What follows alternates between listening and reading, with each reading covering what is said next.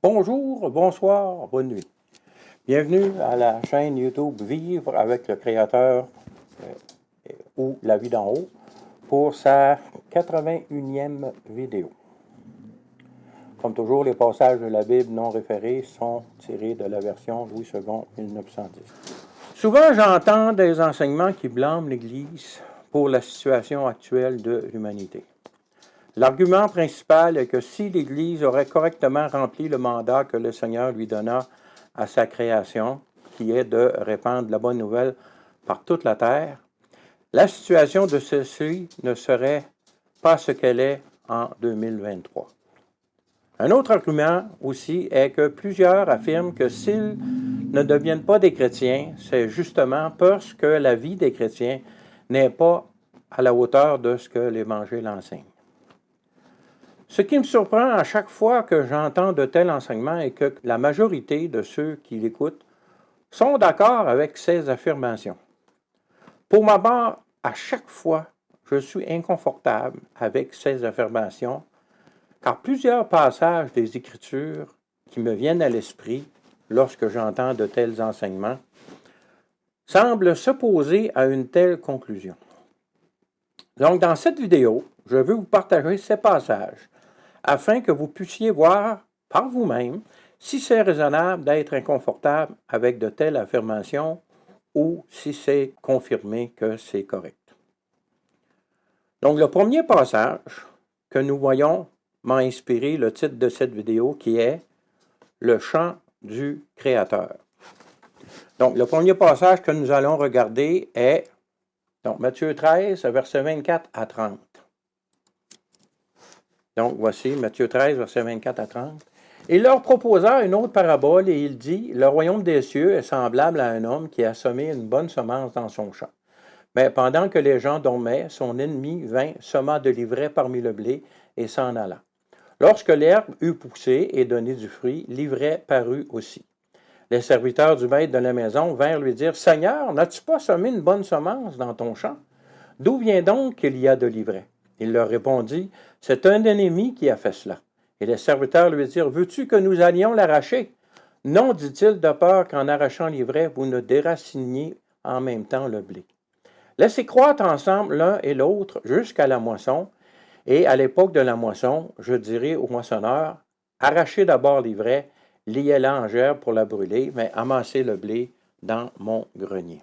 Ce passage élimine l'argument du mauvais comportement de certains chrétiens comme excuse pour ne pas venir à la foi en Jésus-Christ.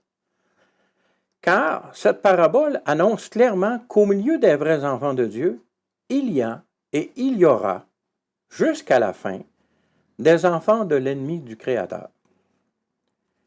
Quand la nature humaine regarde à une feuille de papier blanche avec un seul point noir dessus, ce qu'elle retient généralement, c'est le point noir, oubliant que le reste de la feuille est toute blanche. Il faut aussi savoir que le chant du Créateur, ce n'est pas seulement l'Église, mais que c'est toute la création elle-même. Voyons l'explication donnée par Jésus à ses disciples de la parabole de l'ivraie du blé dans le champ. Donc, voyons Matthieu 13, versets 36 à 43. Alors, il envoya la foule et entra dans la maison. Ses disciples s'approchèrent de lui et dirent, « Explique-nous la parabole de l'ivraie du champ. » Il répondit, « Celui qui sème la bonne semence, c'est le Fils de l'homme. Le champ, c'est le monde. La bonne semence, ce sont les fils du royaume. L'ivraie, ce sont les fils du malin.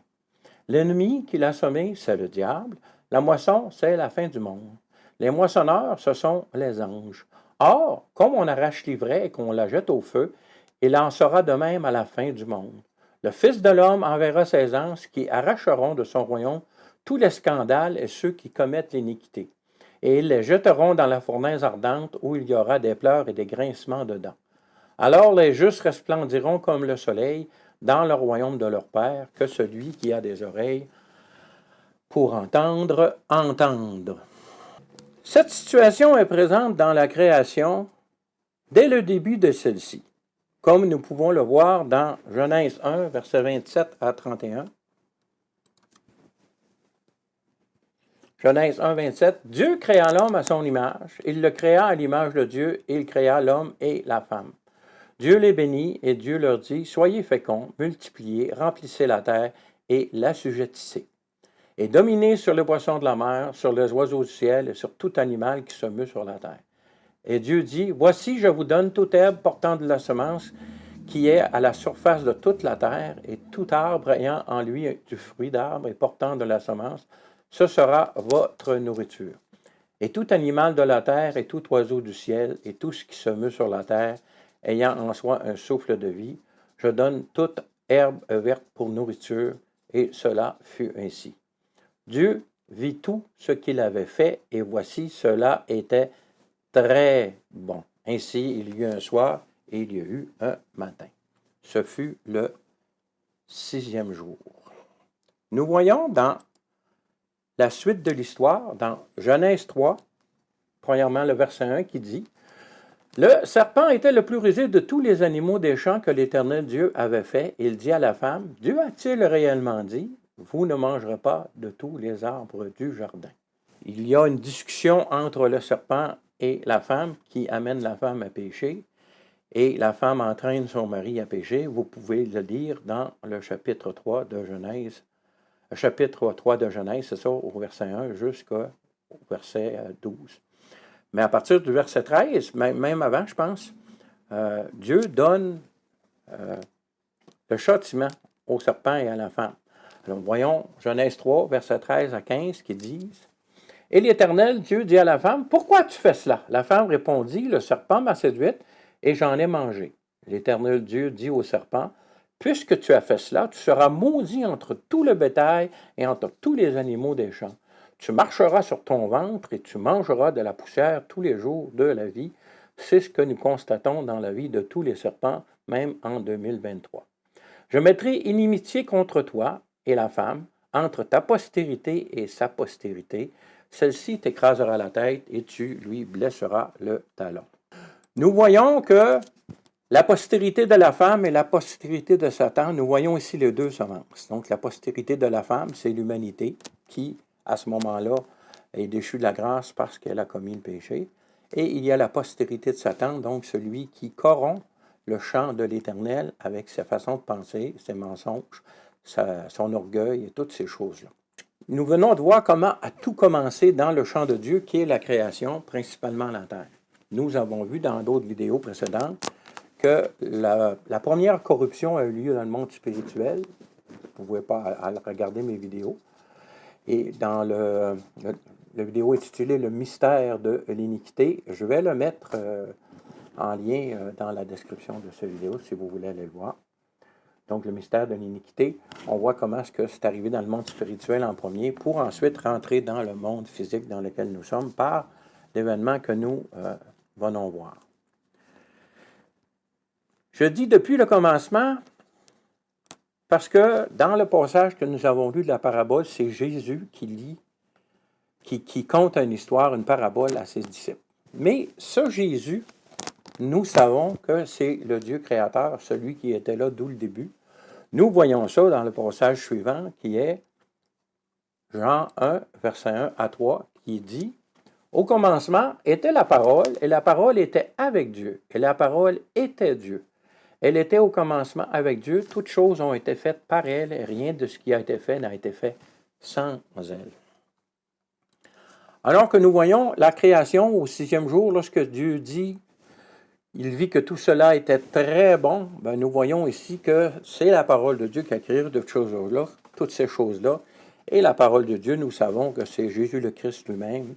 Jésus le Christ est la parole faite chair. Donc, elle était là au commencement, comme le passage que nous venons de lire le confirme. Voyons maintenant, toujours en rapport avec la parole du champ, l'ivraie et du blé, quand la séparation de l'ivraie se fera du blé, tel que mentionné dans cette parabole, justement. Nous voyons ça dans Matthieu 13 au verset 30. Donc, lisons quand se fera la première séparation. Dans Apocalypse 14, verset 13 à 20. Et j'ai entendu du ciel une voix qui disait, « Écris heureux dès à présent les morts qui meurent dans le Seigneur. Oui, dit l'Esprit, afin qu'ils se reposent de leurs travaux, car leurs œuvres les suivent. » L'œuvre que nous faisons, que nous devons faire pour hériter de la vie éternelle, c'est croire en la parole de Dieu, croire en Jésus le Christ et en son œuvre d'expiation sur la croix et sa résurrection.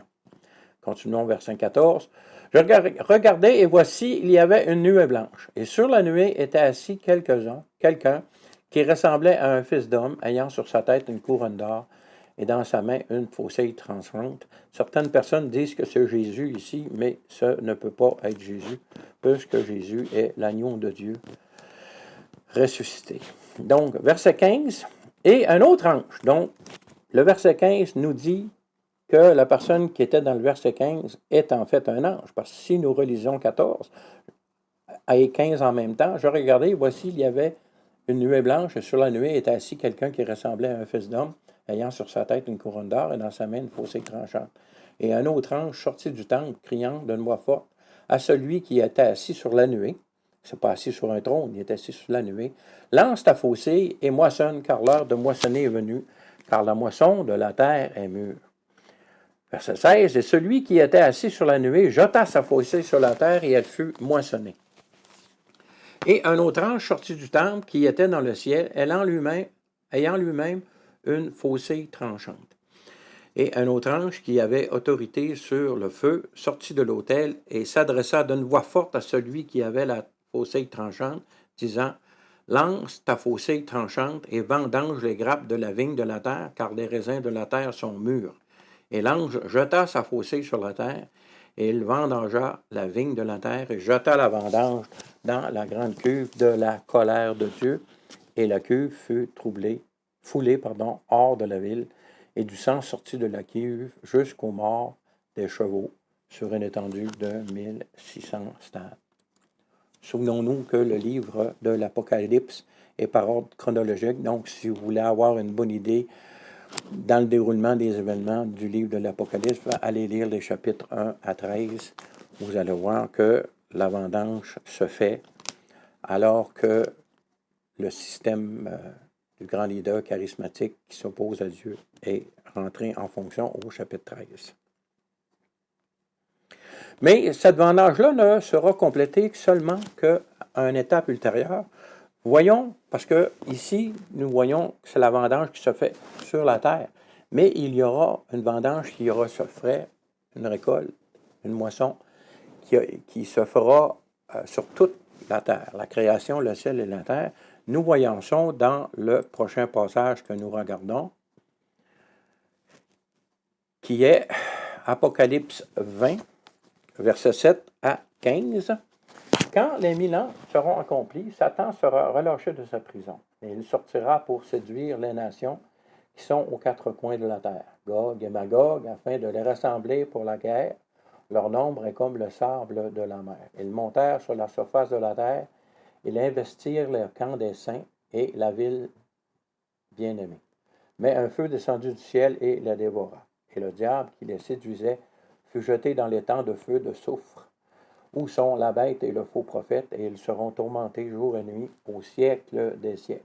Puis je vis un grand trône blanc, et celui qui était assis dessus, la terre et le ciel s'enfuirent devant sa face, et il ne fut plus trouvé de place pour eux. Et je vis les morts, les grands, les petits, qui se tenaient devant le trône. Des livres furent ouverts, et un autre livre fut ouvert, celui qui est le livre de vie. Et les morts furent jetés selon leur œuvre, d'après ce qui a été écrit dans ces livres. Furent jugés, non pas jetés.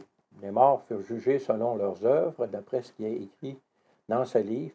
Moi, en ce qui concerne ma vie, je vais être jugé selon l'œuvre de Jésus-Christ, sa vie parfaite, parce que j'ai fait l'échange de ma vie de péché avec celle de Jésus le Christ. Verset 13. La mer rendit les morts qu'elle était, qui étaient en elle. La mort et le séjour des morts rendirent les morts qui étaient en eux, et chacun fut jugé selon ses œuvres. Et la mort et le séjour des morts furent jetés dans l'étang de feu. C'est la seconde mort, l'étang de feu. Quiconque ne fut pas trouvé écrit dans le livre de vie fut jeté dans l'étang de feu. Apocalypse, verset 1, 21, verset 1. Puis je vis un nouveau ciel et une nouvelle terre, car le premier ciel et la première terre avaient disparu et la mer n'était plus. C'est ce que nous avons vu dans le verset 11 au chapitre 20. Puis je vis un grand trône blanc et celui qui était assis dessus. La terre et le ciel s'enfuirent devant sa face et il ne fut plus trouvé de place pour eux. Donc, toujours là, si vous voulez savoir la chronologie exacte de ces événements, bien, lisez le livre de l'Apocalypse du chapitre 1 au chapitre 20. Quand à être rendu à 20, bien, rendez-vous jusqu'à 22. Vous allez voir quand ces jugements-là seront complétés. Donc, c'est clair. Tant que ces événements que nous venons de voir ne seront pas accomplis au temps prévu par le Créateur, souvenons-nous que le Créateur est toujours en contrôle. Peu importe ce que l'ennemi planifie ou essaie de faire, le Créateur, qui est prescient de toutes choses, est toujours en contrôle. Donc, au temps prévu par le Créateur, l'ivraie sera toujours dans le champ du Créateur. Comprenez-vous?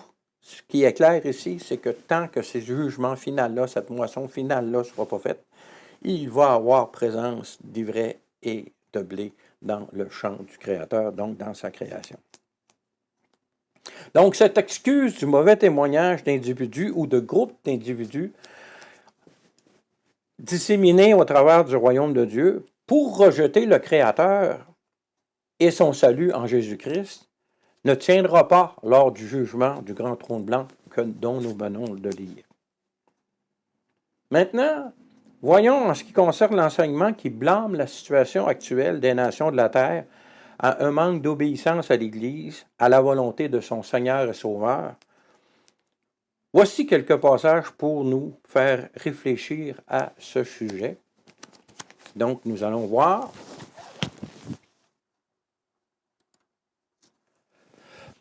Matthieu 16, versets 15 à 19. « Et vous, leur dit-il, qui dites-vous que je suis? Simon-Pierre répondit, tu es le Christ, le Fils du Dieu vivant. Jésus, reprenant la parole, lui dit, tu es heureux, Simon, fils de Jonas, car ce ne sont pas la chair et le sang, qui t'ont révélé cela, mais c'est mon Père qui est dans les cieux. Et moi, je te dis que tu es Pierre, que sur cette pierre, je bâtirai mon Église, et que les portes du séjour des morts ne prévaudront point contre elle. Je te donnerai les clés du royaume des cieux, que ce que tu liras sur la terre sera lié dans les cieux, et ce que tu délieras sur la terre sera délié dans les cieux. J'insiste ici sur le verset 18. Et moi, je te dis que tu es Pierre, que sur cette pierre, Jésus dit, je bâtirai mon Église. Doutons-nous de la capacité qu'a Jésus pour bâtir son Église? Fait qu'affirmer que l'Église n'arrive pas à faire le mandat que Christ veut qu'elle fasse, c'est quasiment affirmer que Jésus n'arrive pas à bâtir son Église correctement. C'est mon opinion. Je vous laisse réfléchir là-dessus.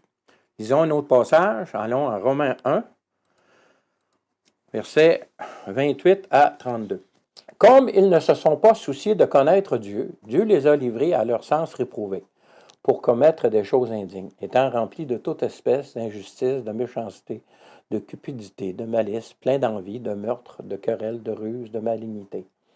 Rapporteurs, médisants, impies, arrogants, hautains, fanfarons, ingénieux au mal, rebelles à leurs parents, dépourvus d'intelligence et de loyauté, d'affection naturelle, de miséricorde.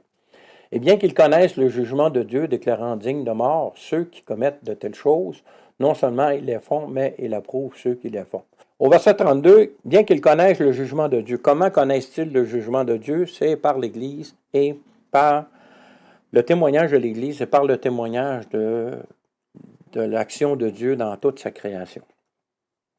Voilà pourquoi au verset 28, il est dit, « Comme ils ne se sont pas souciés de connaître Dieu, Dieu les a livrés à leur sens réprouvé. » Notons ici que être livré à tes sens réprouvés est une action divine pour ceux qui ne veulent pas entendre le message donné par l'Église ou le message donné par la création. J'écoutais un enseignement cette semaine où la personne disait il y a deux grands livres où ce que la gloire de Dieu est révélée, la Bible, OK, c'est un livre fantastique. Il y a des choses tellement extraordinaires dans ce livre-là. C'est écrit sur une période de 1500 ans, 40 auteurs différents, et on voit que c'est le même esprit. Et des personnes qui ne se sont jamais vues, ne se sont jamais rencontrées, confirment le passage que l'autre a écrit, etc. C'est fantastique. Et le deuxième grand livre qui confirme la gloire de Dieu, c'est la nature merveilleuse dans laquelle nous sommes. Le fait que la vie existe c'est tellement, comme on dit en anglais, fine-tuné. L'ajustement est tellement précis. La Terre est à la bonne distance du Soleil. Il y a juste la bonne quantité de grosseur pour la boule qui retient juste assez d'atmosphère. La Lune est de la bonne grosseur pour... C'est tellement précis l'ajustement nécessaire pour que la vie telle que nous la connaissons existe.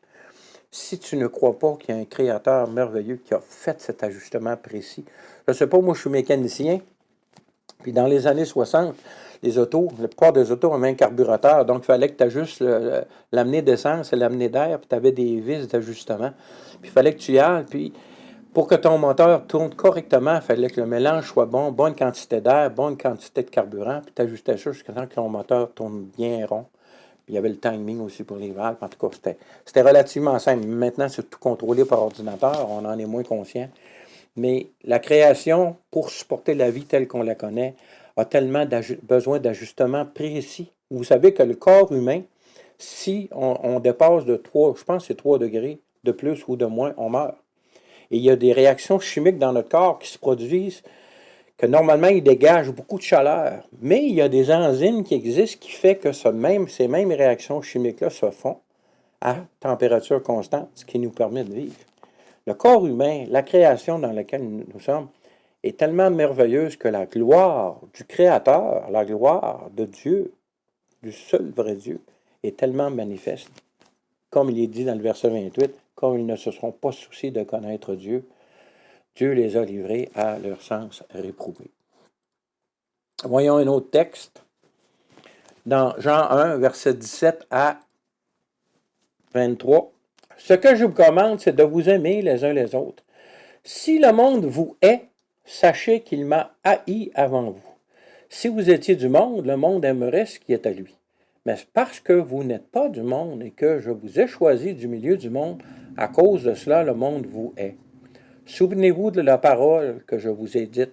Le serviteur n'est pas plus grand que son maître. S'ils m'ont persécuté, ils vous persécuteront aussi.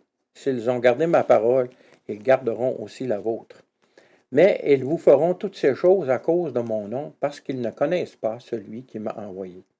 Si je n'étais pas venu et que je ne leur eusse point parlé, ils n'auront pas de péché. Mais maintenant, ils n'ont aucune excuse de leur péché. Celui qui me hait est aussi mon Père. L'affirmation est claire ici. L'Église, par son message, c'est de plus en plus flagrant. Et le mot ici utilisé dans le texte, c'est haïr. Mais il y a différents niveaux de haine. Puis on voit que cette haine augmente. L'intolérance envers le message de l'Église est de moins en moins accepté et de plus en plus vu comme haineux. Parce qu'on ose dire qu'il y a un seul Dieu et que le seul chemin pour aller à Dieu, c'est son Fils Jésus-Christ qui est Dieu fait homme.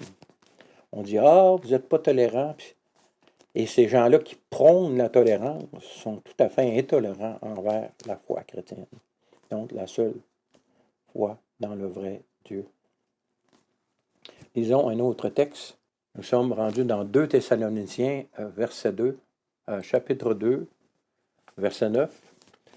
L'apparition de cet impie se fera par la puissance de Satan avec toutes sortes de miracles, de signes, de prodiges mensongers, et avec toutes des séductions de l'iniquité, pour ceux qui périssent parce qu'ils n'ont pas reçu l'amour de la vérité pour être sauvés. S'ils ne l'ont pas reçu, ce n'est pas parce qu'elle ne leur a pas été offerte par l'Église. Ils la refusent parce qu'ils ne veulent pas la recevoir. Ils n'ont pas reçu l'amour de la vérité pour être sauvés. Verset 11. Aussi Dieu leur envoie une puissance d'égarement pour qu'ils croient aux mensonges, afin que tous ceux qui n'ont pas cru à la vérité et qui ont pris plaisir à l'injustice soient condamnés. Dans le texte précédent, comme dans le texte que nous venons de lire, nous voyons que les personnes choisissent, haïssent de leur propre chef, ce qui leur donne aucune excuse devant le Créateur qu'ils rencontreront un jour lors du jugement du grand trône blanc.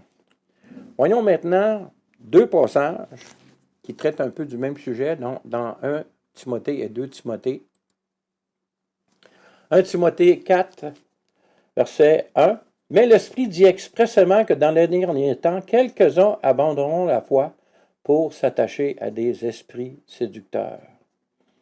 2 Timothée, chapitre 3, verset 1 à 4, nous dit Sache que dans les derniers jours, il y aura des temps difficiles, car les hommes seront égoïstes, amis de l'argent, fanfarons, hautains, blasphémateurs, rebelles à leurs parents, ingrats, irréligieux, insensibles, déloyaux, calomniateurs, intempérants, cruels, ennemis de gens de bien, traîtres, emportés, enflés d'orgueil, aimant le plaisir plus que Dieu.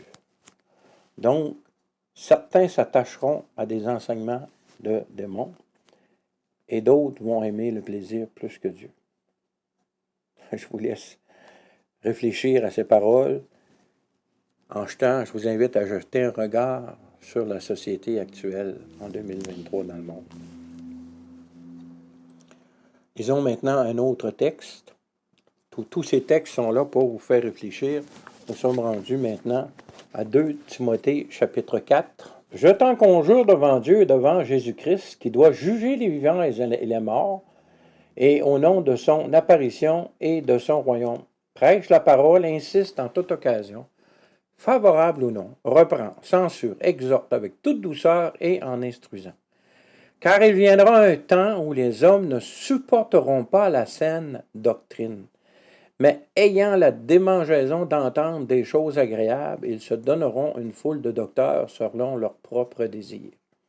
Détourneront l'oreille de la vérité et se tourneront vers les fables.